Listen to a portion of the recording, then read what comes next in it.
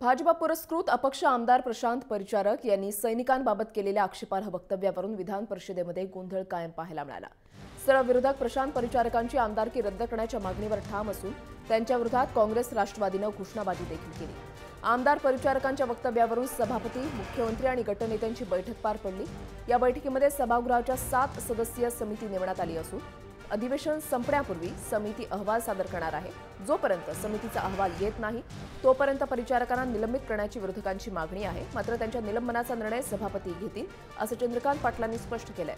दरम्यान विरोधकांनी नेमण्यात आलेल्या समितीला विरोध करत वेलमध्ये गोंधळ घातला आणि दिवसभरासाठी विधान परिषदेचं कामकाज तहकूब करण्यात आलं।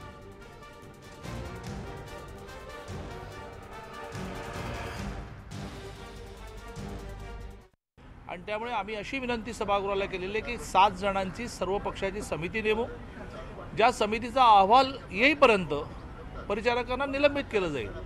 एकदा स्पष्ट झालं, आम्ही आमच्या भूमिकेवर ठाम आहोत। जोपर्यंत प्रशांत परिचारकावर बडतर्फीची कारवाई केली जात नाही तोपर्यंत आम्ही विधान परिषदेचं कामकाज या ठिकाणी चालू देणार नाहीत। आज हा दुसरा दिवस आहे। आज दुसऱ्या दिवशीही दिवसभरासाठी कामकाज विधान परिषदेचं तहकूब झालं आहे।